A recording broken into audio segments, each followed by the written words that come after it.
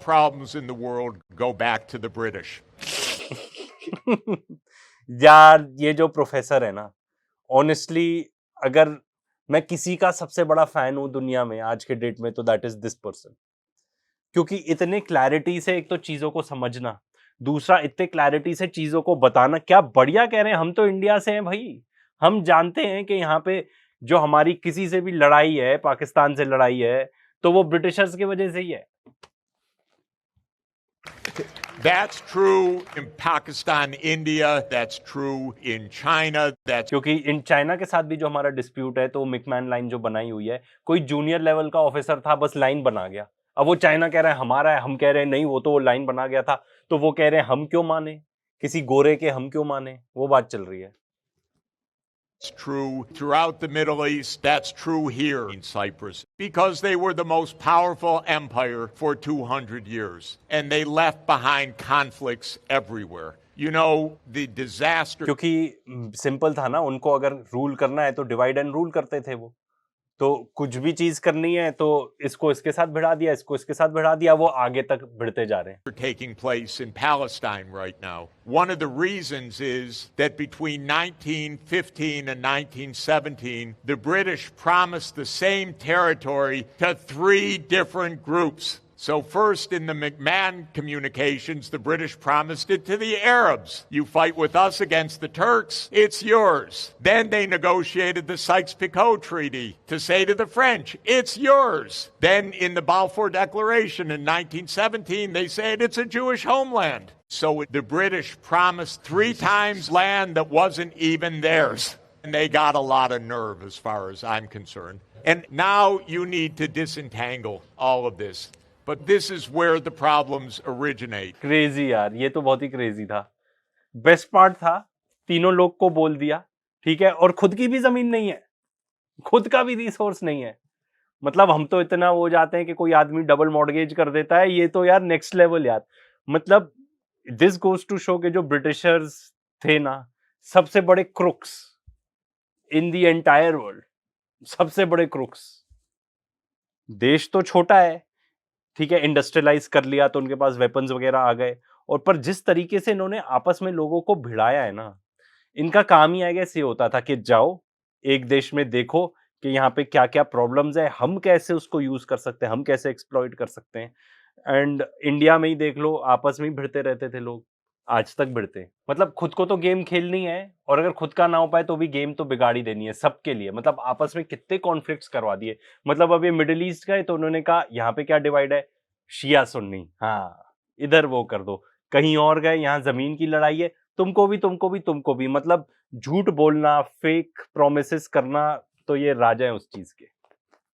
मेरे बहुत सारे ब्रिटिशर फ्रेंड्स हैं, अब मैं उनको इस चीज पे टोकता हूं तो बेचारे एम्बैरेस हो जाते हैं, क्योंकि अब तो नहीं है ना ब्रिटिश एम्पायर एज सच, पर थी उसको, यू कांट डिनाई इट। कैसे थी वो भी बता दिया प्रोफेसर सैक्स ने। जय हो यार, प्रोफेसर सैक्स की जय हो। आगे फिर से। The first point should be, don't get into each other's nerves to the point of major conflict. Major regions, please stay out of conflict with each other. These are by and large nuclear powers. Nuclear powers can end the world if they even step on each other's toes and then annoy each other to the point of escalation and war. So what should India's policies be? Mutual respect. China, Russia, Europe, U.S. Now, this comes naturally to India. India invented the non-aligned movement. India said we're not siding with one or the other. India, in my view, should not play in the Quad, for example. That's just my view. तो quad India, US, Australia, Japan, basically anti China है। I think the Quad is a completely terrible idea, frankly. Why should this group align against China? Now, some people say, no, the Quad's not about anti-China. Of course the Quad's about anti-China. That's playing the U.S. game. At some point in the middle of the 19th century, Mr. McMahon drew a line in the Himalayas to places he never visited, and that became the basis of the border disputes between China and India for the last 75 years. China and India are two great civilizations. They can resolve these issues. तो ये बहुत सही लगा उनका point कि जो nuclear powers हैं कि भाई एक दूसरे को अपना डिस्टेंस बना के रखो। और हमारे यहाँ भी जब हमारे पॉलिटिशियंस, खासतौर पे हमारे इन्फ्लुएंसर्स, रिटायर्ड आर्मी के लोग जिनको सबसे ज्यादा अकल होनी चाहिए, इस टाइप की बात करते हैं, नहीं न्यूक्लियर धमकी धमकी, न्यूक्लियर बनी धमकी के लिए, क्योंकि अगर वो बटन दबाने का टाइम आ गया, आप ये मान लो दुनिया का नाश तय है। बुक रेकमेंड करूंगा, न्यूक्लियर वॉर सिनारियो, उसको पढ़ना, उसमें यही है। अगर एक कर देगा इतनी कंफ्यूजन हो जाएगी, क्योंकि सबको लगेगा कि अगर मैंने अब नहीं दबाया तो फिर मैं खुद ही खत्म हो जाऊंगा। रशिया के पास तो डेड हैंड कहते हैं उसको, कि भाई उन्होंने तो ऐसी टेक इन्वेंट किया हुआ है कि अगर मान लो यूएस एकदम भेज के रशिया को भी फोड़ दे पूरा, तो ऑटोमेटिकली यहां से ट्रिगर हो जाएंगे। इसके अलावा सबके पास सबमरीन्स हैं, न्यूक्लियर पावर्ड सबमरीन्स। उनका क्या काम है? यही काम है ना, न्यूक्लियर अपना न्यूक्लियर मिसाइल लॉन्च करो। एंड इस टाइप की, मैं तो बहुत इरिटेट हो जाता हूं जब इस टाइप की बात होती है, धमकी से, ये वो अनपढ़ वाली बातें हैं, ये अनपढ़। Mamdani, the guy in New York City. What is this game we're playing? Because the people voted, and they voted, and he won the primary. So it's supposed to be the Democrats get behind him, and then it's the Democrats versus the Republicans. Or are we doing something different? No. What did they try to hit him on? It was Israel. They thought that was his weakness. It was, dude, that debate was the most amazing thing I've ever seen in my life. So bizarre. First visit, I would visit the Holy Land. My first trip to Israel. My fourth trip to Israel. I would go to Israel. Mr. Mamdani. I would stay in New York City. My plans are to address New Yorkers across the 5 boroughs and focus on that. They go, he hasn't even एकदम सही बोला ना यार। pledged to go visit Israel. Well, they were all And they're saying like, that was the first thing they would do once they became mayor is go to They'd all- Israel. we'll go to They all Israel. said that. And And he said, I'm going to stay here. Because I'll stay here in New Take York. care of New York He goes, I'll City. talk to Jewish people who are right here in New York City. I don't need to go to Israel. And then the funniest But thing that to might me, have won him. he also doesn't have the baggage of supporting this genocide, which is very unpopular. Anyway, it's just like, while he's focused on the actual crisis, which is the unaffordability of New York City, they're talking about supporting this war, which has nothing to do with the role of the mayor anyway. And it's just like, you look at it, you can't believe that that's actually what they tried to attack him on. And so, yeah, he won. Well, I think they're terrified of young people that are popular like that. Yeah. नहीं, ये तो बहुत ही crazy है कि New York का mayor का election है और सब कहते हैं सबसे पहले कहाँ जाओगे? Israel. It just goes to show you कि कितना करप्ट है वहां पे सब, कि जो इजरायली लॉबी है, कितने लोगों को इन्होंने खरीद रखा है। एक और ऐसा एग्जांपल था कि कोरी बुश है, कुछ पर्टिकुलर इलेक्शंस थे उसमें, एंड उसको हराने के लिए they spent millions of dollars because वो इजराइल के खिलाफ बोलती थी। कितना करप्ट है यार ये। Like a young person who's a really good speaker, who's popular, who has ideas. मतलब इनसेन। मतलब आई थिंक हम लोग कंप्लेन करते हैं about corruption in our countries, एकदम वाजिब भी है, एकदम सही है वो कंप्लेंट, पर वहां पे तो नेक्स्ट लेवल हो रखा है। मतलब आप billions and billions of dollars दोगे in arms to Ukraine, to Israel, कहाँ पे आज फिर किसको मिलता है ये सब पैसा? मिलिट्री इंडस्ट्रियल कॉम्प्लेक्स को मिलता है, और लोगों के खाने के लिए नहीं है। लोग होमलेस हो रखे हैं, the richest country in the world supposedly, and ये पर्टिकुलर हाल है। मतलब करप्शन वहां पे नेक्स्ट लेवल है। From Saudi Arabia, useless, not even ending a genocide.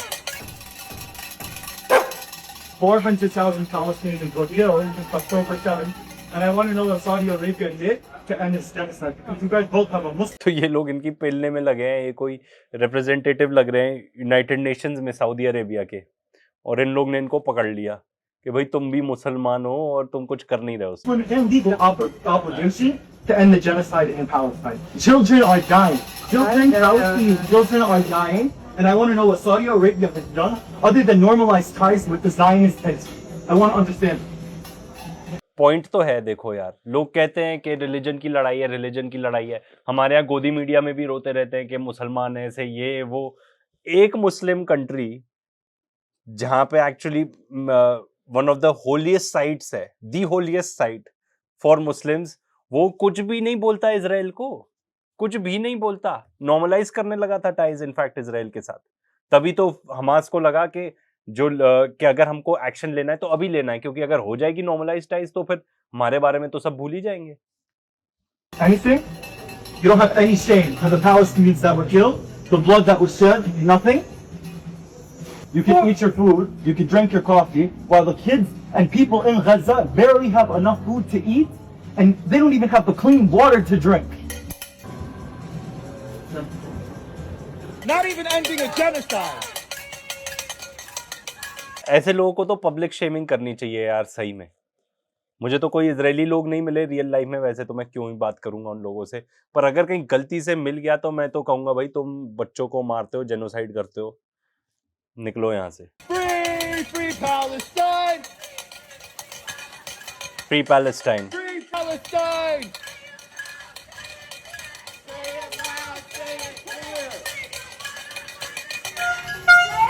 Protest बहुत होने लगी है वैसे। अभी रिसेंटली मैं देख रहा था, आज या कल बेल्जियम में हुई है, एंड कितने लाखों लोग इकट्ठे हुए हैं। You're the Minister of Foreign Affairs a little bit of the European Union. You know that the International Criminal Court asked for the arrest of Israeli leaders, yet you go to Israel and your first words are... We are very good partners. What very good partners? In crime? In genocide? In ethnic cleansing? शक्ल देखो यार, इस lady की शक्ल देखो, seriously in लोग को शर्म भी नहीं आती। इस तरीके से कि मैं पब्लिक शेमिंग वाले देखता हूँ ना, तो मुझे बड़ा अच्छा लगता है, बिकॉज मुझे ऐसा लगता है कि ये लोग ना अपने बबल में रहते हैं, एंड ये लोग अपने पैसों के लिए, पावर में बने रहने के लिए, इनफैक्ट मैं इंडिया में भी कुछ ऐसे लोगों से मिला हूँ, एंड मुझे तो लगता है पब्लिक शेमिंग करके खुद को तो अच्छा लगेगा ही, बट दैट्स दी ओनली वे।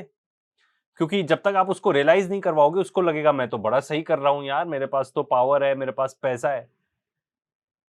पर इन लोग को ना ऐसी एम्बैरेस करना बहुत ही ज्यादा जरूरी है। These words are a shame for the European Union. They should never be uttered again.